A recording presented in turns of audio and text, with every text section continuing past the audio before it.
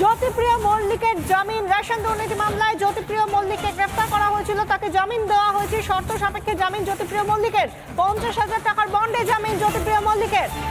শর্ত সাপেক্ষে জামিন জ্যোতিপ্রিয় মল্লিকের। 50,000 টাকার বন্ডে জামিন। এই মুহূর্তের বড় খবর, জ্যোতিপ্রিয় মল্লিক তিনি জামিন পেয়েছেন। জামিন 50,000 টাকার বন্ডে। শর্ত সাপেক্ষে জামিন জ্যোতিপ্রিয় মল্লিকের।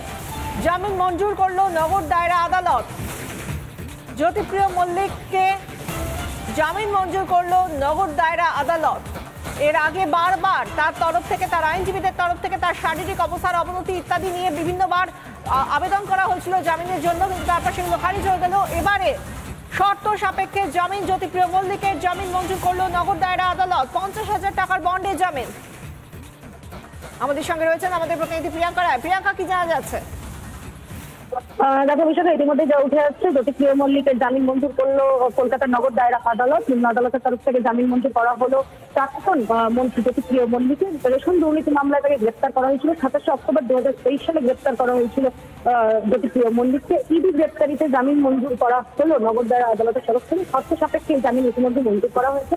50,000 টাকা বন্ডের ভিত্তিতে এই জামিন মঞ্জুর করা হয়েছে। প্রসঙ্গত বলে রাখা প্রয়োজন, হাইকোর্টে জামিনের আবেদন জানিয়েছিলেন জ্যোতিপ্রিয় মল্লিক। তবে পরবর্তীকালে নিম্ন আদালত থেকে রেশন দুর্নীতিতে গ্রেপ্তার আরো 3জনের জামিন মঞ্জুর হয়ে যাওয়ার পরবর্তীকালে তিনি হাইকোর্ট থেকে এই যে জামিনের আবেদনের মামলা ছিল সেই আবেদন উইথড্র করেন এবং পরবর্তীকালে তিনি নিম্ন আদালতেই সেই জামিনের আবেদন জানান এবং সেই মর্মেই মামলা চলছিল। আজ নিম্ন আদালতে এই জামিন মঞ্জুর করা হয়েছে এবং অত্যন্ত গুরুত্বপূর্ণ বিষয়, বেশ কিছু শর্ত দেওয়া হয়েছে। পাসপোর্ট জমা রাখার যেখানে শর্ত দেওয়া হয়েছে, তেমনি তদন্তে সহযোগিতা করার শর্ত দেওয়া হয়েছে নিম্ন আদালতের তরফ থেকে। পাশাপাশি ফোন নম্বর চেঞ্জ করা যাবে না, এই জাতীয় বেশ কিছু শর্ত ইতিমধ্যে আরোপ করা হয়েছে।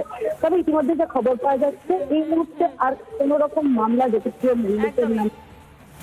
ধন্যবাদ প্রিয়াঙ্কা।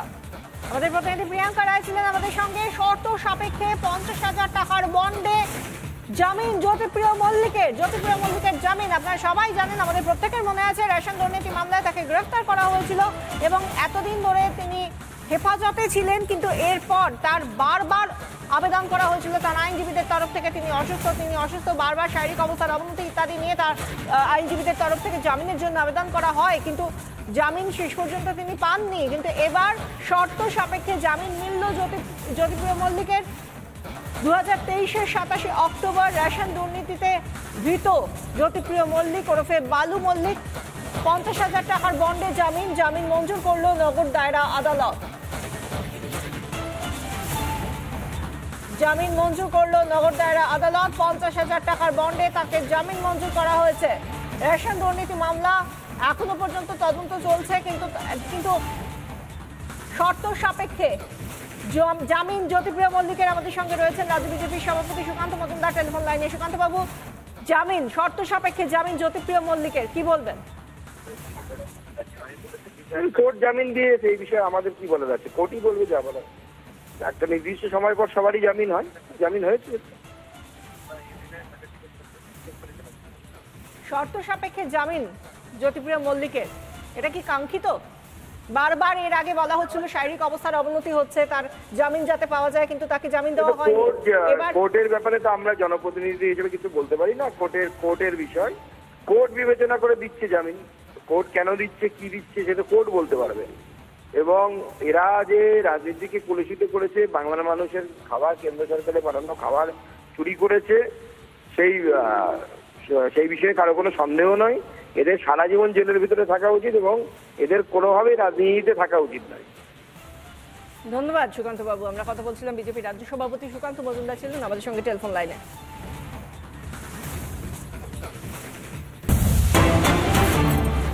এই মুহূর্তের অন্যতম বড় খবর যেদিকে তাকিয়ে রয়েছে, আমরা প্রত্যেকে হাড়হিম করা ভিডিও আমরা সবাই সোশ্যাল মিডিয়ায় দেখেছি। সেই ভাইরাল ভিডিও, মালদার কালিয়াচকের তৃণমূল কর্মী খুন, গুলি করে মাথা থেতলে খুনের ঘটনা। এখনো 2 জন চিকিৎসাধীন হাসপাতালে। এই নিয়ে আমরা কথা বলছিলাম প্রতিনিধি দীপঙ্করের সঙ্গে। দীপঙ্কর রয়েছেন আমাদের সঙ্গে এই মুহূর্তে। দীপঙ্কর, যে 2 জন অসুস্থ অবস্থায় হাসপাতালে চিকিৎসাধীন ছিলেন তাদের কি পরিস্থিতি এবং এই মুহূর্তে জাকির শেখ অন্যতম অভিযুক্ত, তার কি কোনো হদিশ পাওয়া যাচ্ছে?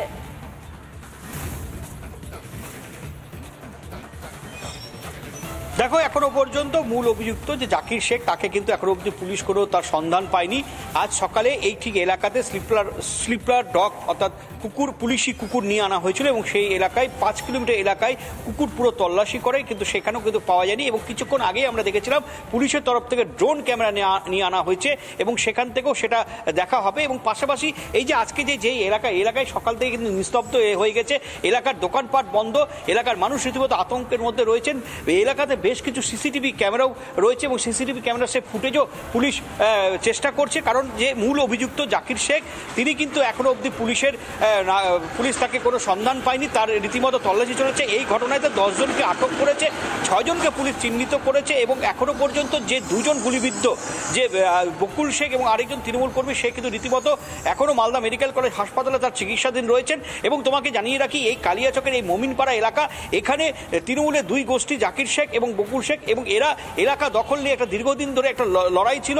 এবং সেই ক্ষেত্রে গতকালকে এই এলাকাতে একটি ড্রেন এবং একটি রাস্তার শিলান্যাস কর্মসূচি করতে আসে এবং এই কর্মসূচি করার পরই সময় তখন ঠিকভাবে এইভাবে যে জায়গার আমি ছবিটা দেখাবো, ঠিক এই জায়গা, ঠিক যেই জায়গাটা লাল ফিতা দিয়ে ঘিরে দেওয়া হয়েছে, ঠিক এখানে রীতিমতো বকুল শেখ এবং তার আরও 2 জন তৃণমূল কর্মীকে মারধর করা হয়, ইট দিয়ে মাথা থেতলিয়ে মারধর করা হয় এবং গুলি চালানোর একটা অভিযোগ উঠে। এবং সেই ক্ষেত্রে ঘটনাস্থলে একজন তৃণমূল কর্মী মৃত্যু হয় এবং এরই পাশাপাশি 2 জন রীতিমতো মালদা মেডিকেল কলেজ হাসপাতালে চিকিৎসাধীন রয়েছেন। এবং এখনো কথা যেটা বলবো, পুলিশের তরফ থেকে যদিও গুলি চালানোর কথাটা সম্পূর্ণভাবে অস্বীকার করছেন এবং তিনি বলছেন গুলি নাকি কোনো চিহ্ন নেই, অথচ পরিবারের লোকদের সঙ্গে গতকাল কি তারা আমাদেরকে জানিয়েছেন যে গুলি চালানো হয়েছিল। পরিবারের লোকরা পরিষ্কারভাবে বলেছেন, বিরোধীরা পরিষ্কার বলছেন যে পুলিশ রীতিমতো এই গুলির অস্বীকার করছেন। এবং পুলিশের এর আগেও আমরা দেখেছিলাম পুলিশের ভূমিকা নিয়ে ক্ষোভ প্রকাশ করেছিলেন মুখ্যমন্ত্রী মমতা বন্দ্যোপাধ্যায়, কারণ আজ থেকে 13 দিন মাথায় আগে যে তৃণমূল কংগ্রেস কাউন্সিলর বাবলা সরকারকে শুট আউট করা হয়েছিল, গুলি করে .0 থেকে গুলি করে তাকে খুন করা হয়েছিল। এই ঘটনায় 7 জন গ্রেপ্তার হয়েছে, কিন্তু মূল অভিযুক্ত যে 2 জন যাকে পুরস্কার ঘোষণা করা হয়েছে তাদেরকে কিন্তু পুলিশ এখনো গ্রেপ্তার করতে পারেনি। তার ঘটনা রেস্ট না আবার সেই গতকালকে ঠিক এই জায়গায়, যে জায়গার ছবি দেখাচ্ছি, ঠিক এই জায়গাতে এইভাবে যে সোশ্যাল মিডিয়ায় যে ভিডিও ভাইরাল হয়েছে, যে ভিডিও রীতিমতো আমরা দেখিয়েছিলাম যে এই কিভাবে ঠিক এই জায়গায় ইট দিয়ে থেতলে মাথাতে আঘাত করে মৃত্যু করা হয়েছে, গুলি চালানোর অভিযোগ ঘটেছে। ঘটনাস্থলে একজন তৃণমূল কর্মীর মৃত্যু ঘটেছে এবং তারপর থেকে এখনো পর্যন্ত এই এলাকায় রীতিমতো থমথমে রয়েছেন। এলাকার দোকানপাট খুলেনি, এলাকার মানুষরা চাচ্ছেন শান্তি ফিরে আসুক এলাকায়, কারণ যেভাবে তৃণমূলের একের পর এক গোষ্ঠী যেভাবে সংঘর্ষে জড়িয়ে চলছে, একেবারে তৃণমূল হামলা করছে আবার তৃণমূল মরছে। স্বাভাবিকভাবে প্রশ্ন হচ্ছে, তৃণমূলই হামলা করছে আবার তৃণমূলই মরছে, অভিযুক্তও তৃণমূল, হামলাকারীও তৃণমূল। এইভাবে গোটা রাজ্যের এই পরিস্থিতি এবং আগ্নেয়াস্ত্র